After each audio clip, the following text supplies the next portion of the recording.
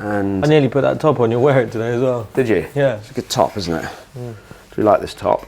I want to make a bit of a shout out today of, not that this show is sponsored by anyone in particular, but to Gulfstream on my left sleeve and to AGI, Artificial Greens, the green that we're sat on. Just big shout out to them. Yeah. Always nice to have a bit of support and sponsorship and things for these channels. Are we doing shouts, are we, to people that have helped us out? No, because we could be here all day if we do that. So I'm not allowed to mention Sub 70 or anything like that? No, not today, not in this show. Or no. FootJoy? No. Okay, Oh, right. you mentioned FootJoy, that's all right. Okay, That's no problem. I just thought I'd ask. Well, good morning everybody and welcome to another Sunday morning show. Good morning, Bernie. Good morning, Dan. Good morning, everybody. Are we tickety-boo? We're both a little on the tired side because we've had a nice little adventurous trip. Yeah. We've Great trip, fun trip. We've hit it hard the last few weeks, haven't we? I feel a lot better this week than I did last week. But my body is slowly recovering from the camping zone. That's what my body's recovering from. Yeah, I've still got a bit of a stiff back actually, which is not great. But I've been stretching, so it does feel better. But yeah, we had the luxury of sleeping on a proper bed, didn't we, this week, which was great. One of the nicest, most comfortable beds that I've actually slept in on any trip that we've been on. Yeah. At the Players Club, that was like delightful accommodation. I'm actually looking forward to sleeping there on. Yeah, see week. if you can get room. See if you can get room 8, Yeah, and the right-hand bed is the yeah. one you had, isn't it? So yeah, Yeah. that's where you need to be this week, 100%. Well, so something I want to talk about this week is the Cam Smith win. Yeah. We're a week on. The Open has been and gone. Everything's calmed down. What a final day as well. What an amazing tournament. I watched every shot of the final day. Did you? I mean, I do tend to watch a lot of it. Final day major, British Open, etc., or the Open Championship, just to correctly term it. But yeah, due to sleep deprivation, I thought I'm just going to sit on the sofa, chill out and watch it, and wasn't disappointed. It had everything, didn't it? So I had a plan that day. Yeah. Sit on the sofa, do nothing. No. Do nothing. Watch the Open. I cut the back lawn, cut the front lawn, and washed the cars. Yeah, crikey. So didn't actually achieve that by sitting on the couch, but it was good, and I did get to see certainly the last. I would say most of the back nine. I know we're going to link it in with live talk, but that to me, it doesn't matter how much money people are being paid or whatever.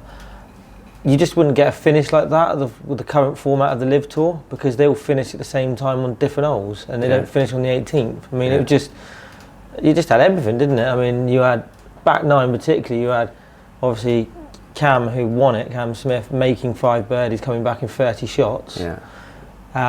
You had the other Cam making eagle on 18 to jump him from third into second. You had some great shots from Rory, just didn't make any putts. You just had it's a birdie fest, wasn't it? And it was just brilliant. It was just brilliant to watch the high level of golf, and the golf course and the atmosphere and the people there. It was just brilliant. Good for golf. I don't think it's fair to kind of put the Open Championship or any major, to be fair, and put it anywhere near a LIV event, tour event, because it's like that. The British Open, the US Open, the Masters, whichever one you're looking at from a major, like it's always going to come down the stretch, isn't it? It's always going to come down. Like for me, it's down the stretch at the Open, it's down the stretch at the Masters. Yeah. The reason I don't say that for the US Open and USPGA is because I don't watch that, as in, like, I'm always in bed by the time it finishes, because it's always, generally it's on the west coast of America, so the time scales are a little bit all out. So it's definitely coming down the stretch of a major. Like it doesn't matter what event is being played around the world. Nothing comes quite close to that whole atmosphere and feel of what happens at the Open Championship and a major event. I mean, we didn't witness any of the actual tournament days at the Open, but just being up there before and the atmosphere, and there was probably twice as many people from the Wednesday when we were up finishing off there till on the Sunday. So I mean, imagine what 290,000 people. Imagine what that must have been like. Just the whole experience. And if anyone was lucky enough to go to the Open, let us know what you thought of it. Is that your first Open Championship, and Was it different to any other ones? How did it feel? How did it feel for you? But the St Andrews course is one of the hardest courses to probably watch, to watch it on, to view it on. But what I would say is that from when I went in 2000 to when I went this time, the difference in the amount of stands that were up, it seemed just bigger and grander than ever before that I'd ever come across it. And it was my first Open experience. I just wonder whether next year it's going to have the same buzz. It's going to be the same. I'm hoping it will be, but it probably will. And I'm going to go no matter what, whether we work for FootJoy or whether I go just not say patron, because that's what the Augusta ones are, as a spectator. But I'm going no matter what I've decided. So. Are you? Yeah. Big event. Big event. Yeah. Well, I mean, Cam Smith then. Yep. There's a lot of talk, isn't there?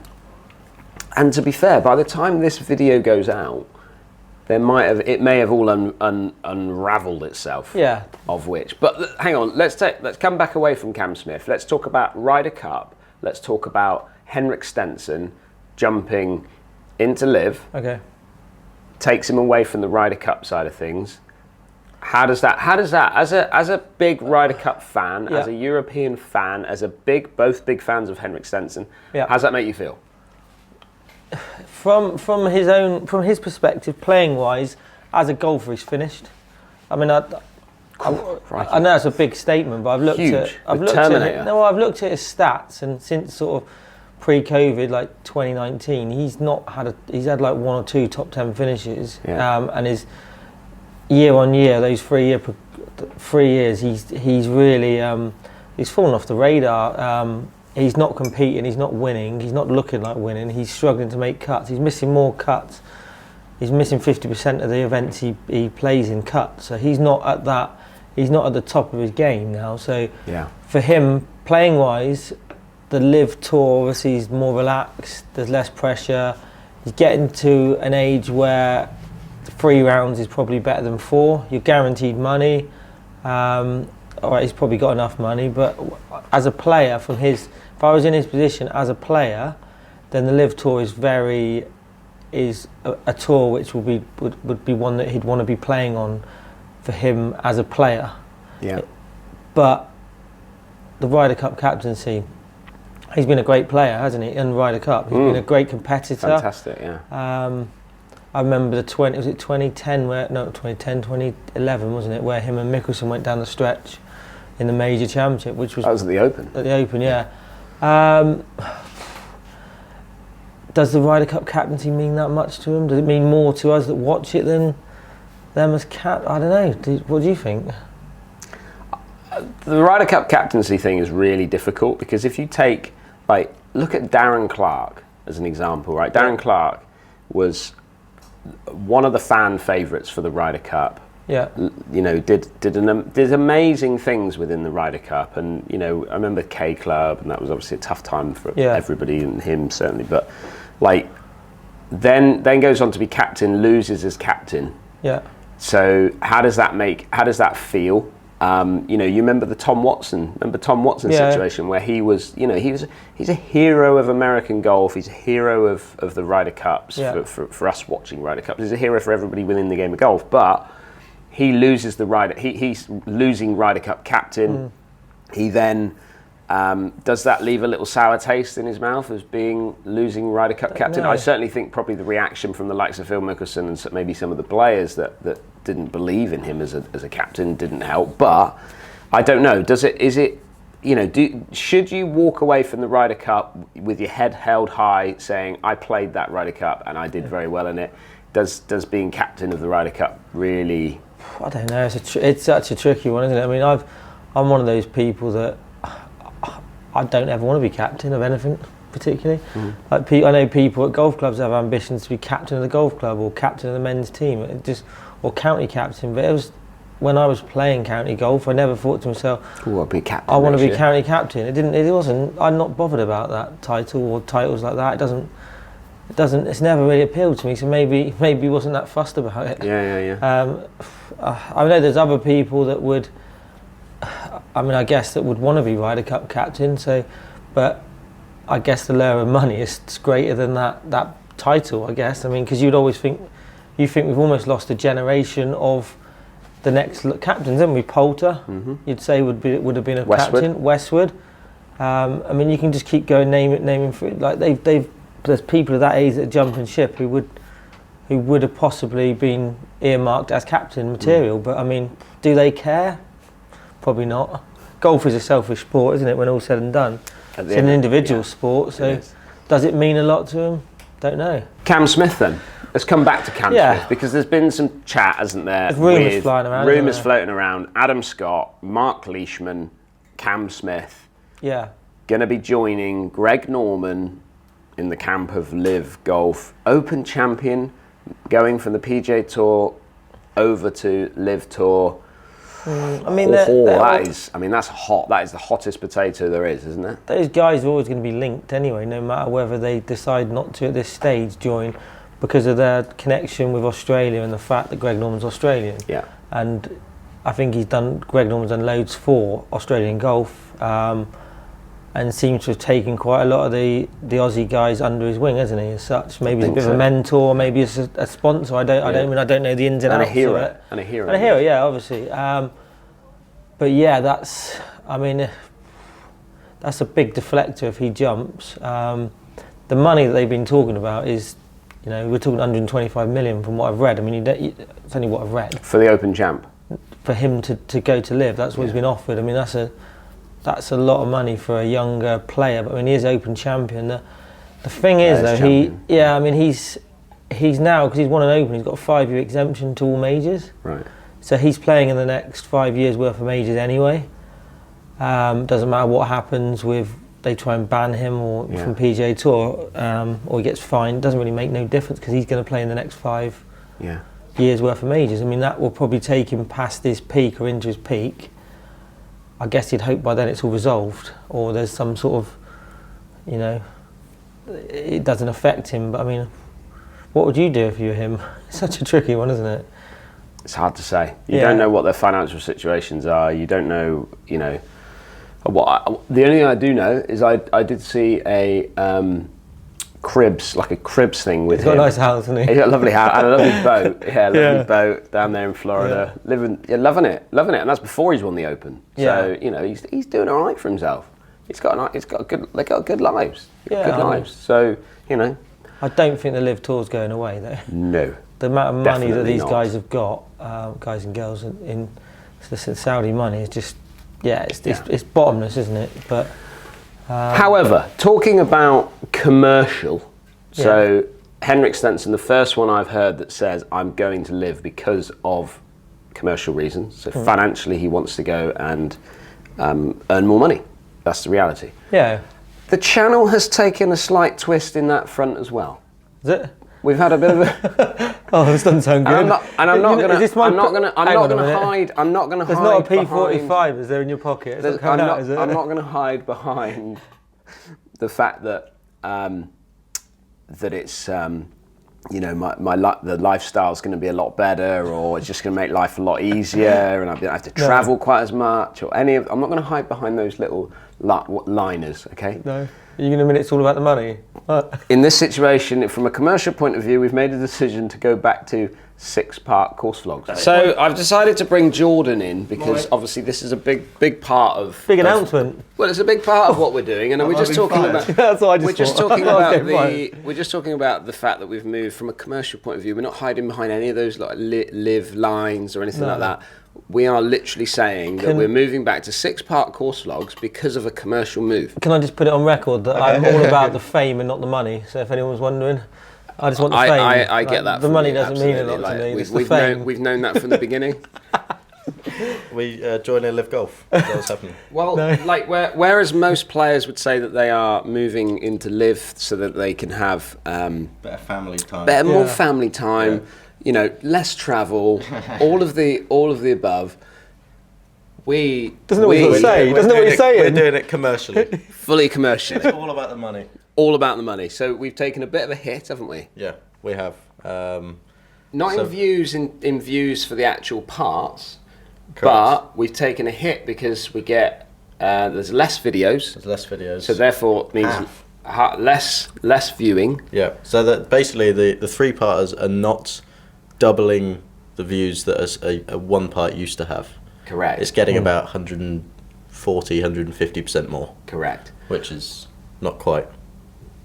And what you got to look at with this as well is the fact that I think we've chatted about it, and when we put out a 45-minute to an hour-long course vlog, the watch time is massively down in a percentage-wise, and compared to when we put out a 20-minute, 15, 20, 25-minute maximum course vlog, which gets really high percentage. So people have got a good window of between 15 and probably 25 minutes of where they want to watch YouTube. Yeah. They've got little bite-sized things. When we put out big ones, it's not. I put out a poll, hour-long course vlog, do people like it? 45% of people, 47% of people said they didn't really have the time, Dan, to watch an hour-long video. Yeah. So We're going back to 6-parters. we've not made they're shorter. They're shorter. Correct. Not making your life any easier because there's more thumbnails. So it's not about the lifestyle change. It's more purely the fact that we need the channel to continue doing what it's doing. If it drops off massively, it's a big dent in what we're doing, and we're trying to drive forward, not go We back. do need to discuss Jordan's lifestyle anyway at some stage, don't we? Well, that's a different, and I think we'll probably do that. We'll probably do that on a different, Sunday morning show. Okay, all right. So, Long topic. Thank you, Jordan. That's all right. I'm for going to go stepping and in. do some and- work. Did he say anything then? I don't know if he said No, he anything. did. He Oh, just did he? confirmed. Oh, right, He just okay. confirmed. We're joining LIV Golf. That's it. Have fun. Is that it, is it? I thought he was going to come and get a bit of paper out and do a massive long statement. Like, No. we at That was DHG, it. we at DHG Golf. I just want confirmation that he's still smiling. You know, even though he's having to edit a little bit more and just do that little bit extra, going above and beyond. He's going above and beyond what I've ever asked of The him. postman always delivers. Moving on, Yeah. we have a special hat. With a special hat. This is the hat. So what we're doing is a couple of Sunday morning shows ago, and on Twitter and on Facebook and on Instagram, Yeah. I said that I had. They're the shoes you accused me and Jordan of nicking, I remember. These now. are the shoes in question of when they went missing and who took them, and the facts that I just put them in my own loft. Yeah. So I've done my apologies. I'm not going to go through all that again. However, we've got a pair of Stratos shoes, size 7.5. And you wore them on last week or this week's vlog, didn't you? I did wear, not these ones, I wore the ones that were in the loft. So these are the ones that were sent to me by FootJoy, kind replacement. Thank you to the guys at FootJoy for sending a replacement because they were a bit nervous that I wanted my shoes back. So they sent me a lovely new pair. However, I figured that, I don't need 2 pairs. I've got loads of pairs of shoes, but I don't need 2 pairs. I should give these away. Yeah, great idea. So what we've done is this has now become our little draw hat. Okay? Okay. Do you like that? So in here I've picked out, there's 4 names in there. Okay. Okay, and these are from Instagram, from Facebook, from Twitter, and from the Sunday morning show that we did the thing on. And I'm going to ask you now, as our chief of drawing, Oh, it's a pressure of this. to just pull out just to prove everyone there is 4 names in there. They're not all the same name. They're just there'll be one there. So we don't know which platform this is going to be one from, but Bernie's going to now. Do we open it? I want you to open it. So as you can see, there's the other 3. Open it up and tell us who we got. So Which platform is it it? was from YouTube. So if you entered on YouTube, you got a good chance. And it's Paul Wainman. Zoned in. Yeah. Well done, Paul. Very good. Right. So Paul, you are now the Proud owner. of the 7.5 Stratos shoes. Enjoy. One of the most comfortable shoes I've golf. ever worn, to be honest with you, and will continue to wear them. The new style for next year as well. Oh, that's exciting. If you have, by the way, just a quick one on this, if you do have a bit of an Achilles issue, so someone like me who went running and hurt their Achilles a little bit, these are the shoes that I would recommend for someone that just struggles a little bit in the back of the heel or anything like that, because the protection and the support at the top is really, really good. So there you go. Yeah. Little sales pitch for you. Yeah. I'm a Always a salesman. natural salesman. I feel like I went straight back into the pro shop then. You can take the man out of a pro shop, you can't take pro shop out the man. And all that. It's so true though, isn't it? What about next week then? What has our delightful audience got to look forward to for next week? They've got James Pickard. Ran his own track, which the previous week he'd shot another course record. Again. And they've also got the return of the Whitakers. Well, let's hope there's not a return of the Whitakers. But Lee Whitaker is joining us, and we've told him not to bring the Whitakers with him. No. For those of you that don't know what the Whitakers are, and I would head over to part 1, 2, and 3. 4, 5, and 6. Of Western Supermare, because if you want to know what the Whitakers are, they were on full display at Western. However, he did have a Western there, didn't he? He did have a Western Supermare. Mare. However, he played well. He played all right at Sidmouth, didn't he? Lee is back. He's back with a vengeance, and he's playing some proper decent golf. Yeah, 100%. So, to Lee. To Lee. So that's what's on the channel this week. This week, as in this last week, we've just been out to, where have we been? Bristol. We went to Bristol, yeah. Did the Bristol Breaks, wasn't it? Bristol Golf Breaks. Yeah. Yes, we've done 2 courses. So we did the Kendallshire on Wednesday. Was it Wednesday? Beautiful condition. Yeah, Wednesday. Wow. And then we did Long Sutton yesterday. We did. And that was Thursday. That was fantastic as well. Both in fantastic condition. Greens, like as good as anything. The only thing I would say is, like, I was thinking about this as we were driving home. Long Sutton, slopey greens. Yeah. Like, you couldn't get those greens much faster, could you? Because the slope would just really take over there. The good thing is there was quite a lot of, so with the green, there was quite a lot of growth on the greens. They weren't completely cut down. The greens were reasonably long, but some of those slopes, I mean, you couldn't have them any quicker. No, absolutely There's a couple of stinky pin placements where you have to watch it, but you put it off the green. Easily put it off the green. So, and with us, joined us, was the return of 2 of our youngsters. The youth policy of the channel. The youth policy of the channel. We had Scotty Pym, the dog, and we had Craig Passmore. Craig, he came and joined us from the States, and Dog, well, we brought him out of retirement, basically, didn't we? So we got a Cam Smith lookalike, didn't we? He literally is a Cam Smith lookalike. He's got the same hairstyle and everything. He's growing the mullet, lovely. Yeah. Absolutely. So yeah, that should be fun, and it was a fun trip, and you will absolutely enjoy that. Those videos will be probably coming out in about 2 to 3 weeks, but yeah, very good. Well, that's it, I think, from me. Have you got anything else? I've got to go, because I've got to go and do a bus tour, haven't I? Bus touring, so you're heading up to the Players Club. Yeah. So Players Club for Bernie this week, and yeah, anything else that you would like to report for this week's Sunday morning show? I don't think so, Dan. Can't forget enough. No? Well done. Good innings. Thanks. We'll see everybody next week on the Sunday morning show, and have a great week. See you next week.